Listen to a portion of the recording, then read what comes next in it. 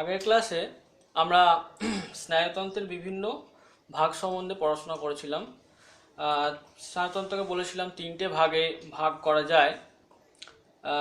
তো তিনটে ভাগের মধ্যে প্রথম যে ভাগটা ছিল সেন্ট্রাল নার্ভাস সিস্টেম বা সিএনএস।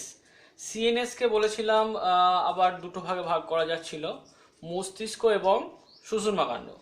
তো আজকে আমরা মস্তিষ্কের গঠনটা একটু নিয়ে আলোচনা করব। শুরু করা যাক। তাহলে আজকে আমরা কি নিয়ে আলোচনা করছি? মস্তিষ্ক, ইংরেজিতে যাকে বলা হয় ব্রেন। আমাদের মানুষের ব্রেন বা যে কোনো মস্তিষ্ককে কটা ভাগে ভাগ করা যায়? তিনটে ভাগে ভাগ করা যায়। ঠিক স্নায়ুতন্ত্রকে যেমন তিনটে ভাগে ভাগ করা যাচ্ছিল, আমাদের ব্রেন বা মস্তিষ্ককেও তিনটে অংশে ভাগ করা যায়।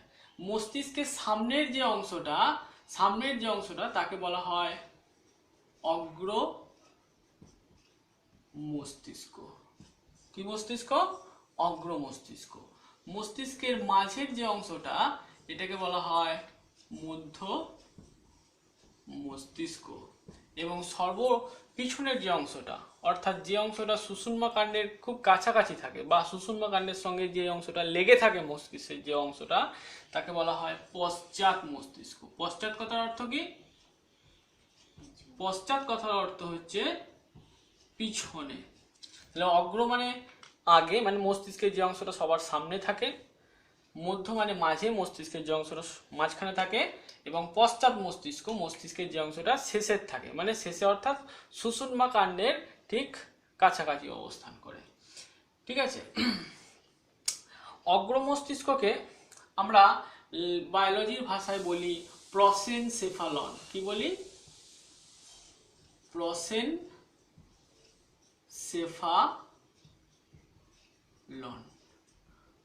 এই নামটা কি করে এসেছিল? প্রো কথার অর্থ হচ্ছে আগে বা সামনে, এবং এনসেফালন কথার অর্থ হচ্ছে মস্তিষ্ক। তাহলে প্রো প্লাস এনসেফালন এই দুটো শব্দ যোগ হয়ে তৈরি হয়েছে প্রসেনসেফালন, অর্থাৎ অগ্র মস্তিষ্ক। ঠিক সেরকম ভাবেই মধ্য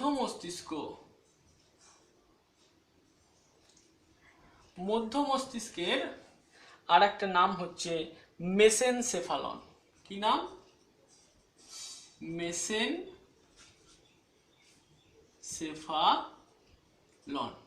ঠিক একই রকম ভাবে এই একই ফর্মুলাতে যদি আমরা ফেলি, তাহলে আমরা দেখতে পাবো মেসো কথার অর্থ হচ্ছে মাঝামাঝি। তাহলে মেসোর সঙ্গে এনসেফালন যুক্ত হয়ে যে কথাটা হয় তাকে বলা হয় মেসেনসেফালন, অর্থাৎ মধ্য মস্তিষ্ক। তাহলে যদি বলে প্রসেনসেফালন কাকে বলে, তাহলে ঘাবড়াবার কিছু নেই। প্রসেনসেফালনের অর্থ হচ্ছে অগ্র মস্তিষ্ক। এবং মেসেনসেফালন কাকে বলে? মেসেনসেফালন শুনে ঘাবড়ানোর কোনো দরকার নেই। মেসেনসেফালন কথার অর্থ হচ্ছে মধ্য মস্তিষ্ক। ঠিক আছে। সেরকম একই রকম ভাবে পশ্চাৎ মস্তিষ্কেরও ল্যাটিন নাম আছে, যার নাম হচ্ছে রম্বেনসেফালন।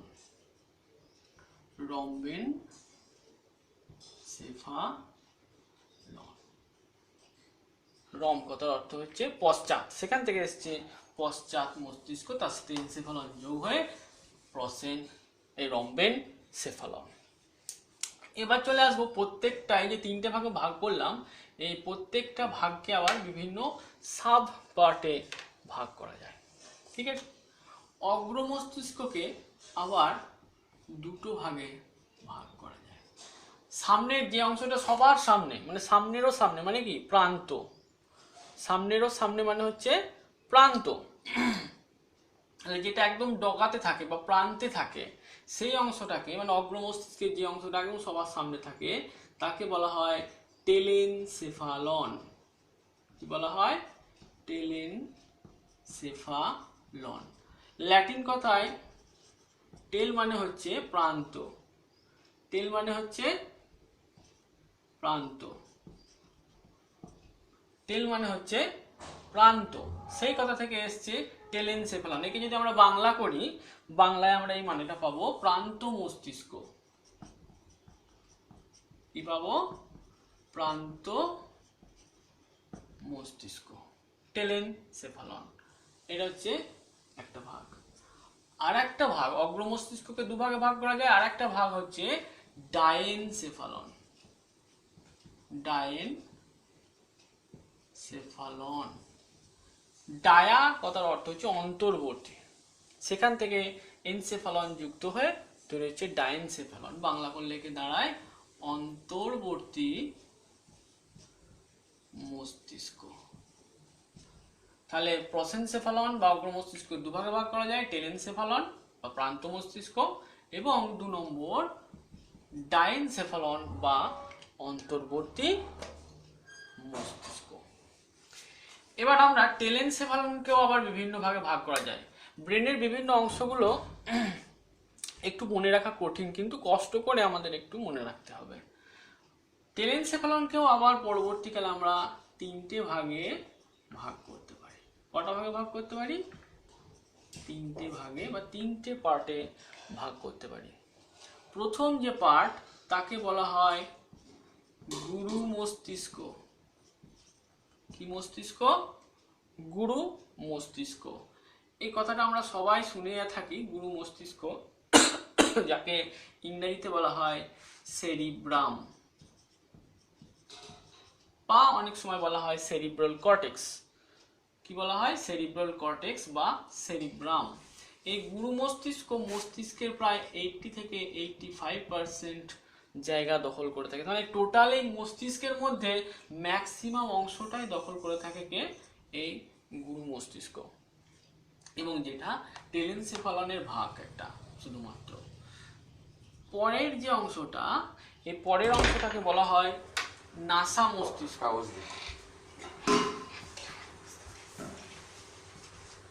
কি মস্তিষ্ক? নাসা মস্তিষ্ক, বাংলায় নাম নাসা মস্তিষ্ক। একে যদি আমরা ল্যাটিনে প্রকাশ করি, এর নাম হচ্ছে রাইনেনসেফালন। কি নাম? রাইনেন। আচ্ছা, বাংলাতে যখন লিখছি বাংলাতেই লিখি, রাইনেনসেফালন।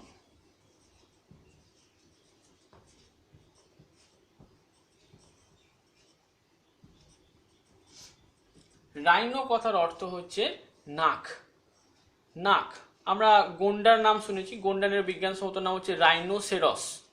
রাইনোসেরস, সেরস কথার অর্থ হচ্ছে সিং। যার নাকে সিং থাকে তাকে বলা হয় রাইনোসেরস।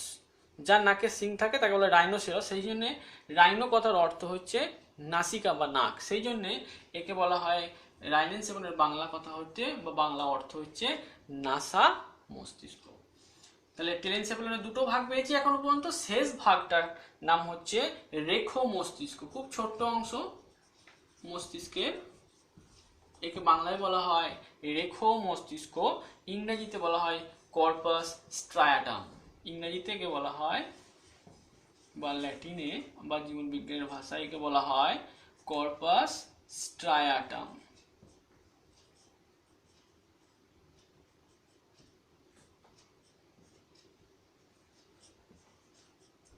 কর্পাস স্ট্রাটাম। তাহলে টেলেনসেফালনের 3টে ভাগ আমরা পেয়ে গেলাম। প্রথম ভাগ হচ্ছে গুরু মস্তিষ্ক, যা 80 থেকে 85% জায়গা দখল করে থাকে, একাই ব্রেনের সমস্ত অংশটা দখল করে থাকে প্রায়। তারপর অংশ নাসা মস্তিষ্ক বা রাইনেনসেফালন, এবং পরের অংশকে বলা হয় রেখো মস্তিষ্ক বা কর্পাস স্ট্রাটাম। আমাদের বইয়ে এই 3টে ভাগের মধ্যে যে অংশটাকে আমাদের সিলেবাসের মধ্যে সব থেকে বেশি করে পড়তে হবে এই 3টে অংশের মধ্যে, সেটা হচ্ছে গুরু মস্তিষ্ক। নাসা মস্তিষ্ক এবং রেখো মস্তিষ্কের কাজ সম্বন্ধে আমাদের না পড়লেও চলবে, আমাদের গুরু মস্তিষ্ক সম্বন্ধে তার কাজ সম্বন্ধে পড়লেই চলবে। তাহলে এই হয়ে গেল টেলেনসেফালন। এবার আমরা চলে আসছি ডায়েনসেফালন বা অন্তর্বর্তী মস্তিষ্ক কাকে বলে। তো ডায়েনসেফালন বা অন্তর্বর্তী মস্তিষ্কের একটা কেন্দ্রীয় অংশ থাকে। কি বললাম? ডায়েনসেফালন বা অন্তর্বর্তী মস্তিষ্কের একটা কেন্দ্রীয় অংশ থাকে, যে কথাটা আমরা হরমোন পড়ার সময়ও শুনেছি। সেই তার নাম হচ্ছে সরি, একটু ভুল হলো, একটা কেন্দ্রীয় অংশ থাকে যার নাম হচ্ছে থ্যালামাস, যার নাম হচ্ছে থ্যালামাস। এবং এই থ্যালামাসকে ঘিরে তার চারদিকে বা উপরে বা নিচে কিছু অংশ থাকে, সেই অনুযায়ী সেই অংশগুলোর নাম হয়। যেমন এই থ্যালামাসের উপরে থাকে যে অংশ তাকে বলা হয় এপিথ্যালামাস। কি বলা হয়? এপিথ্যালামাস। এই থ্যালামাসের নিচে যে অংশ থাকে, মানে এই থ্যালামাসের, এটা থাকে থ্যালামাসের উপরে এপিথ্যালামাস, থ্যালামাসের নিচে যে অংশটা থাকে তাকে বলা হয় হাইপোথ্যালামাস। হাইপো কথার অর্থ হচ্ছে কম বা নিচে। এবং থ্যালামাসের পাশে সাইড একটা থাকে যাকে বলা হয় মেটাথ্যালামাস।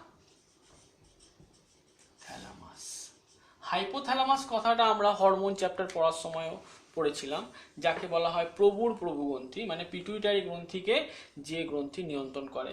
এই হচ্ছে ঠিক সেই একই অংশ মস্তিষ্কে যাকে বলা হচ্ছে হাইপোথ্যালামাস, যা থ্যালামাসের নিচে অবস্থান করে বলে এর নাম হচ্ছে হাইপোথ্যালামাস। আমাদের ডায়েনসেফালনেও এই চারটে অংশের মধ্যে চারটেই পড়তে হবে এমন কোনো কথা নেই, এই দুটো অংশকে একটু ভালো করে পড়তে হবে, একটা হচ্ছে থ্যালামাস আর একটা হচ্ছে হাইপোথ্যালামাস। এই দুটো অংশকে তার কাজ বৈশিষ্ট্য সম্বন্ধে একটু পড়তে হবে। আর অগ্র মস্তিষ্কের কোন অংশটা পড়বো আমরা? গুরু মস্তিষ্ক বা সেরিব্রাম সম্বন্ধে একটু পড়বো। তাহলে আমার হয়ে গেল অগ্র মস্তিষ্কের টোটাল অংশগুলো হয়ে গেল, শুধু পড়ে আছে মধ্য মস্তিষ্ক এবং পশ্চাৎ মস্তিষ্ক। একটু তাহলে পুঁছে ফেলি।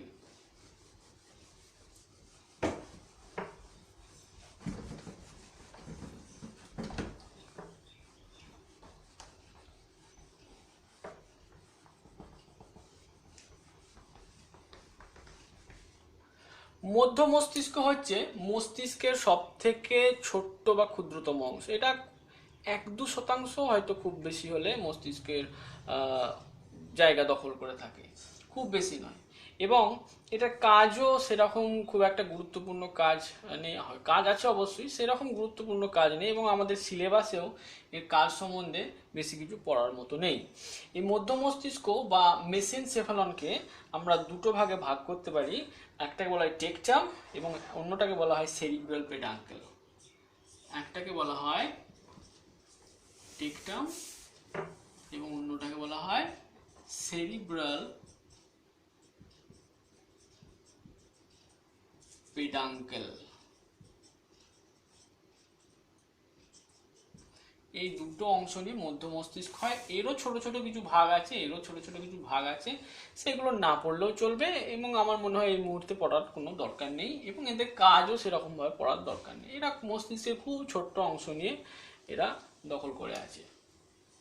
এরপরে আমাদের যেটা পড়তে হবে, এটা একটু মুছে দিই, এরপরে আমাদের যেটা পড়তে হবে সেটা হচ্ছে পশ্চাৎ মস্তিষ্কের অংশগুলো। কার অংশগুলো? পশ্চাৎ মস্তিষ্কের অংশ। পশ্চাৎ মস্তিষ্ককে দুটো ভাগে ভাগ করা যায়, একটাকে বলা হয় মেটেনসেফালন আর একটাকে বলা হয় মায়োলেনসেফালন।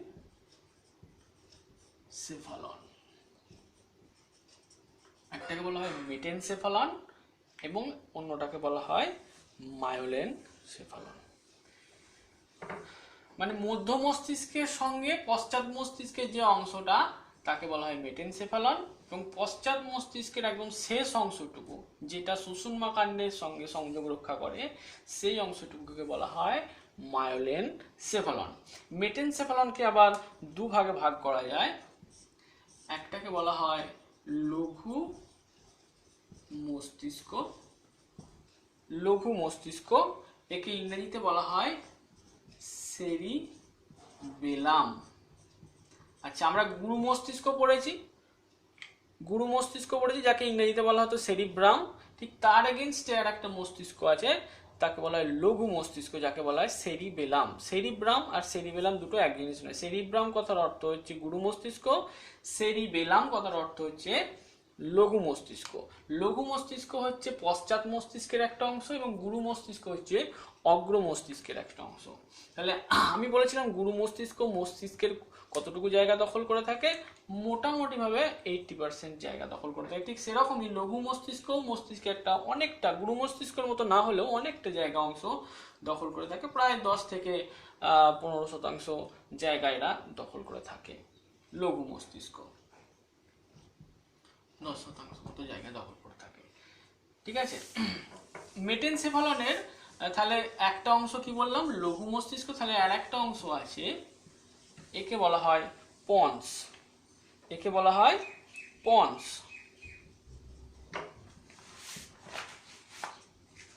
অনেক সময় একে বলা হয় যোজক বা সেতু মস্তিষ্ক নামেও একে ডাকা হয়। কি নামে? সেতু মস্তিষ্ক। ঠিক আছে, সেতু মস্তিষ্ক কেন বলা হয় বলে দিচ্ছি। তার আগে মায়োলেনসেফালনটা একটু পড়ে নিই। মায়োলেনসেফালনের একটাই অংশ, যে অংশটা সুষুম্না কাণ্ডের ঠিক মাথাতেই অবস্থান করে, সেই জন্যে মায়োলেনসেফালনের সেই অংশটাকে বলা হয় সুষুম্না শীর্ষক। সুষুম্না শীর্ষক।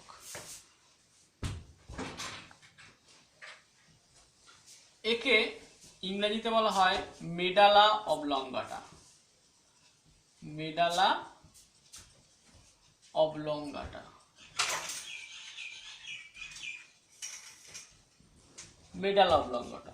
ঠিক আছে, সুষুম্না শীর্ষক কেন বলা হয়? শীর্ষ কথার অর্থ হচ্ছে এবং শীর্ষে থাকে। কার শীর্ষে থাকে? আমাদের সুষুম্না কাণ্ডের ঠিক শীর্ষ অংশটাতে এই অবস্থান করে, লেগে থাকে, শীর্ষ জায়গায় লেগে থাকে সুষুম্না কাণ্ডের। সেই জন্যে পশ্চাৎ মস্তিষ্কের এই অংশটাকে বলা হয় সুষুম্না শীর্ষক বা মেডালা অবলঙ্গাটা। এবার আসি পন্সের ক্ষেত্রে। পন্স বা যোজক কেন বলা হয়? যোজক কথার বাংলা অর্থ হচ্ছে যে যুক্ত করে, বা সেতু। সেতু কথার অর্থ হচ্ছে যে দুটো অংশের মধ্যে বা দুটো পাড়ের মধ্যে সংযোগ রক্ষা করে, তাকে বলা হয় সেতু। এই পন্স বা সেতু হচ্ছে এ কি করে, মধ্য মস্তিষ্কের সঙ্গে পশ্চাৎ মস্তিষ্কের বিভিন্ন অংশের সংযোগ রক্ষা করে। মধ্য মস্তিষ্কের সাথে পশ্চাৎ মস্তিষ্কের বিভিন্ন অংশের সংযোগ রক্ষা করে, বা লঘু মস্তিষ্কের সঙ্গে সুষুম্না শীর্ষক বা মধ্য মস্তিষ্কের সংযোগ রক্ষা করে বলে একে বলা হয় সেতু মস্তিষ্ক বা পন্স বা যোজক। আচ্ছা, আমাদের সিলেবাসের মধ্যে সব থেকে যেটা ইম্পর্টেন্ট পড়তে হবে, এখানে লঘু মস্তিষ্কও পড়তে হবে এবং তার কাজ পড়তে হবে, পন্সও পড়তে হবে, তার কাজ পড়তে হবে, এবং সুষুম্না শীর্ষক বা মেডালা অবলঙ্গাটাও পড়তে হবে বা তার কাজগুলো পড়তে হবে। তাহলে আমাদের মস্তিষ্ককে যে যে অংশগুলো খুব বেশি ভালো করে পড়তে হবে সেগুলো হচ্ছে অগ্র মস্তিষ্ক, থ্যালামাস পড়তে হবে, হাইপোথ্যালামাস পড়তে হবে, তার কাজ পড়তে হবে, লঘু মস্তিষ্ক পড়তে হবে, পন্স পড়তে হবে এবং সুষুম্না শীর্ষক পড়তে হবে।